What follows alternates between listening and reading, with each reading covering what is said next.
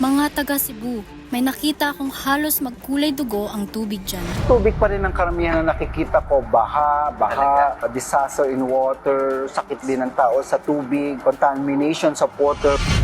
Ang mga pangitain nila noong nakaraang taon, di umano, nagkatotoo. Ang kontrobersyal na psychic online na si Rudy Baldwin. Yung sa Cebu, nobody expect that one. Pero nangyari kung ano yung pinakita sa akin. Kayo, ang linog lang. At ang psychic, fortune teller at tarot card reader na si Jovi Vargas. Ito kasi isang mataas na tao sa ating bansa. May ilalabas ang lalaking ito na isang skandal.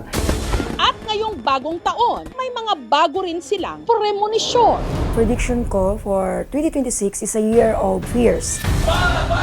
On the first quarter of the year, may gulo pa akong nakikita na maaring magkaroon ng problema ang ating presidenteng nakaupo.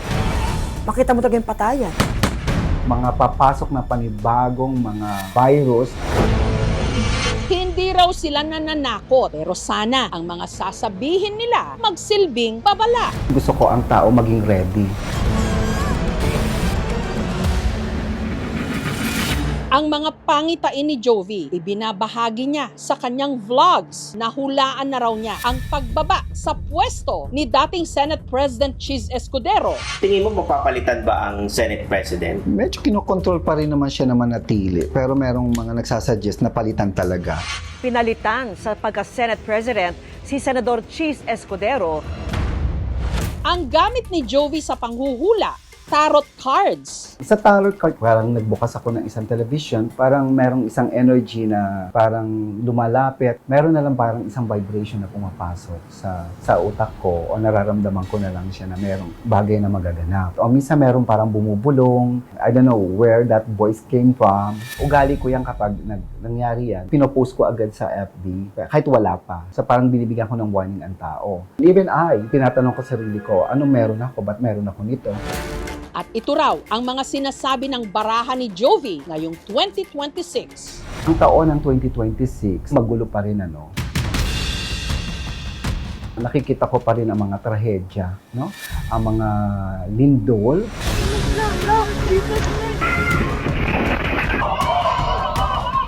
Buong mundo ay maaaring mabigla sa lakas ng lindol na yun. Pero mag-iingat ang bandang Amerika, yung nararamdaman ko. May nararamdaman ako malaking, sa isang Asian country, may nararamdaman ako malakas na lindol na maaaring makaranas din ng Pilipinas. I hope hindi pa yan ang big one. Ang lindol nasa kalagitnaan ng taon from July hanggang October.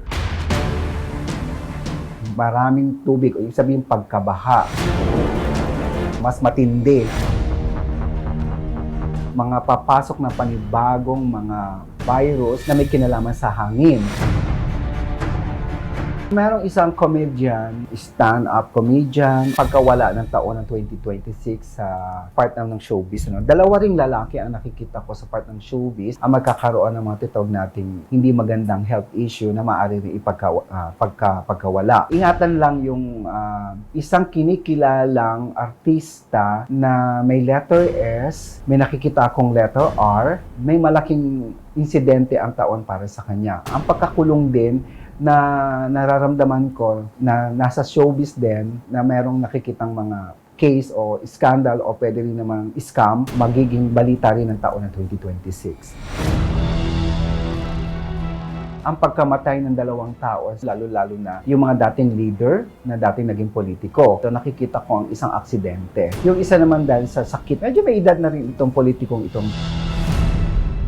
Paulit-ulit kong sinasabi na maaring magkaroon ng problema ang ating presidenteng nakaupo kung hindi niya maayos ang problemang nakaharap niya itong taon ng 2025. May mapatunayan lang siya, maaari pa rin naman siyang tumagal. Pero on the first quarter of the year, meron pa akong nararamdaman na paparating pa rin ang tinatawag nating people power.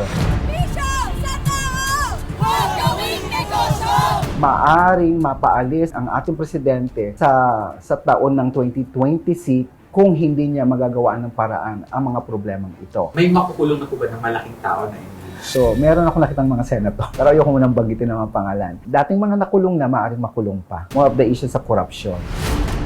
Pero kung meron naman sigurong pinakakilalang psychic ngayon sa Pilipinas, walang iba kundi si Rudy Baldwin. Ang kanyang mga prediksyon na ipinupost niya sa kanyang page laging viral at kontrobersyal. Ang isa raw sa pinakahuling nahulaan niya ang pagtama ng 6.9 magnitude na lindol at ang matinding pagbaha sa Cebu. Sa Cebu, magkakaroon ng malakas na lindol. Malakas ito.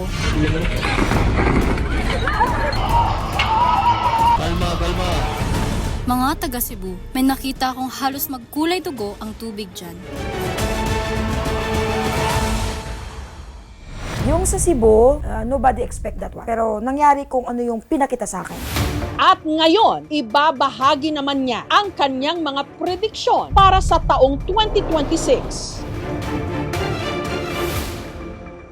Mostly Luzon, dapat talaga kayong mag-ready. Kung masabi ko sa inyo na 2025, bangka ang kailangan, baka sa 2026 kailangan na natin ng yate. Mostly sa mga bagyo, papasok sa bansa natin ay halos nasabayan ng lindol. Nakakalungkot sa part na to is yung maraming nasawi. Mga taga-Abra, mag-prepared po kayo kasi kung ano yung nangyari sa Cebu, matitikman nyo po yun. Sa mga taga-Abra, huwag po kayong magalit sa akin kasi kung anong pinapakita sa akin, babala lamang po ito. Nasa inyo pa rin naman yung kung maniniwala kayo. Sa 2026, even 2027, merong dalawang bansang Asia na talagang matuloy yung gera. Medyo madamay lang tayo. Sa taong 2026, magkaroon po talaga ng terrorist. Sumabog yung sakyan, yung mga biyahe ng province, especially papuntang Batangas, papuntang Pangasinan. Pero meron po ako nakita, mismo sa terminal lang po Sa terminal lang nangyari yung pagsabog nung bus. Tuguan, marami po talagang nasawi. Meron po akong nakita sa taong 2026 na 4 na sasakyang himpapawid na ma-hijack. Ang isa po doon is talagang sumabog po. Yung 3, nagkaroon ng negotiation. Sa corruption, wag po kayo magalit sa akin. Ang nangyari parang wala rin pong solusyon. Yung corruption is hindi po talaga nabago. Meron naman pong makukulong. Pero yung inaasahan yung makulong ay hindi po talaga makulong. May malaki pong mangyari din na matindi. Mayroong isang kaguluhan na mahirap na po awatin ng kahit sino kasi desisyon na po ng taong bayan. So, may pagbabago, may pagpapalit na mangyayari. At meron pa raw kailangang paghandaan ang sambayanan. Prediction ko for 2026 is a year of fears. Babalik ulit, magla-lockdown na naman. At hindi pa riyan natatapos ang mga pangitain daw ni Rudy Baldwin. Well, sa mga artista naman, merong dalawang Itong isa kasi bagong sibol. Maganda ito, babae ito. Ang ikasawi po niya is yung hamon ng kalikasan. Yung isa naman, accident. Lahat ng yan sa aming pagbabalik. May mga vlogger na kilalang-kilala talaga. Yung sikat talaga, masawi sa taong 2026. Susunod na! Nailahad na ng kilalang psychic na si Rudy Baldwin ang mga nauna niyang prediksyon para sa taong 2026. Pero meron pa siyang isang babala. Dapat talaga paghandaan ninyo yung pandemic. Kasi babalik po yung 3 klase ng pandemya. Magla-lockdown na naman. Babalik si monkeypox. Tapos may 2 pang pandemya na papasok na malala. Yung tipong yung isa talaga malala, parang kinakain yung laman natin. May mga vlogger na kilalang-kilala talaga. Yung sikat talaga. Mas mataas kasi ang antas ng mga vlogger na masawi sa taong 2026. Merong isang politiko. Kilalang-kilala, mataas din ang antas niya na nakita ko sa kanya mangyaring assassination. Talagang pinagplanuhan na siyang tuluyan. Pero dahil alam na rin niya, kasi may experience na siya before, naagapan. May nakita akong 3 senador na mawala, pero krimen pa din ang cause. O sa mga artista naman, merong 2 Itong isa kasi bagong sibol. Maganda ito, babae ito. Ang ikasawi po niya is yung hamon ng kalikasan. Yung isa naman, accident. May 3 pa akong nakitang kilalang personalidad na napasama sila doon sa nangyaring plane crash. Pagdating sa prediction ng mga lindol, pwede naman nating gawing to our advantage na makapag-prepare, makapaghanda. Buong mundo po, wala pa sa level ng technology na kaya mag-predict ng mga lindol. As a Catholic priest, ang nakakaalam lang naman ng mangyayari sa kinabukasan ng Panginoon. Refrain na lang from warning the people kasi baka ma-confuse pa ang mga tao, talo pang matakot ang mga tao. Gabay lang po to sa inyo. So nasa inyo pa rin po yung desisyon talaga kung paano po ninyo talaga yung tatanggapin. Kami nagbibigay lang ho kami ng warning. Hindi naman ako Diyos. Ang gusto ko talaga magdasal sila. Paniwalaan pa rin nila ang Diyos. No? Huwag masyadong umasa sa mga kagaya namin. Matagal na kasi itong paniniwala sa prediction dahil na ang mga Pilipino gusto ng pag-asa. Ito rin ay isang pamamaraan para sa kanilang kaligtasan at dito na paghahandaan din nila kung ano ang dapat nilang gawin. So kung titingnan natin, napakalaking aspeto ang paniniwala ng prediction sa ating kultura.